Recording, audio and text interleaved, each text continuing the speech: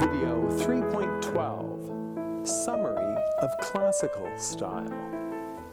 Now that we have briefly surveyed music by Haydn, Mozart, and Beethoven, let's stand back from the musical canvas to take in the whole picture. The most significant musical development of the classical era was sonata form. An expansion of the rounded binary principle, sonata form explored tonal architecture on a broader scale.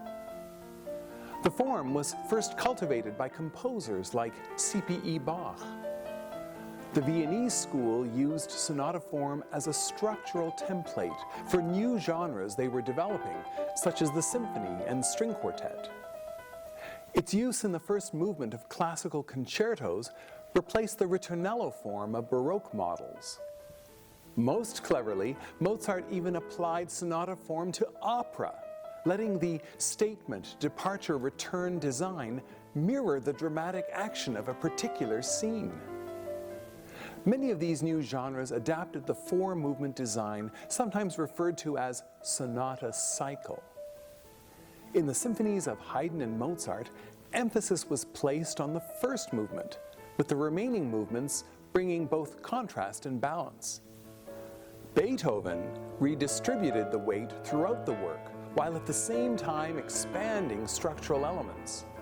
And so it was that the first movement of his Eroica Symphony clocked in at more minutes than any complete Haydn or Mozart symphony ever had. It was a sign of things to come.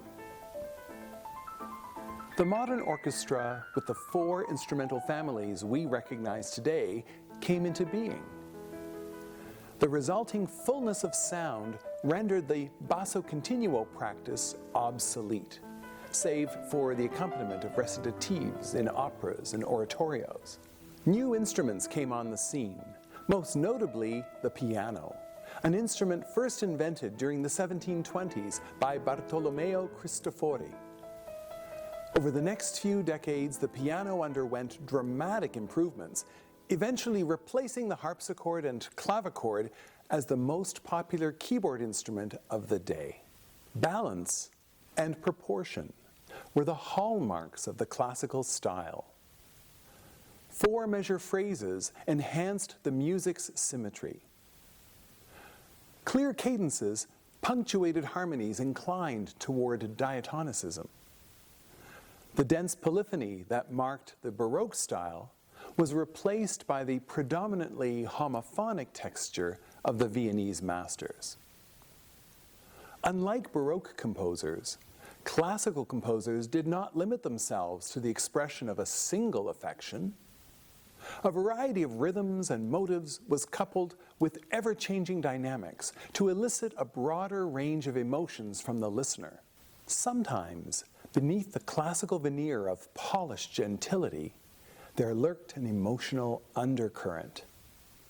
In the noble phrases of the Emperor Quartet, an 18th century music lover might have detected a hint of yearning. In the timpani roll that ushers in the final movement of Beethoven's Fifth, contemporary listeners may have felt their senses heightened, their skin prickle. Something momentous was about to be unleashed. Storm clouds on the horizon would signal the march of Napoleon's army on Vienna. In music and art, Romanticism had already entered the city gates.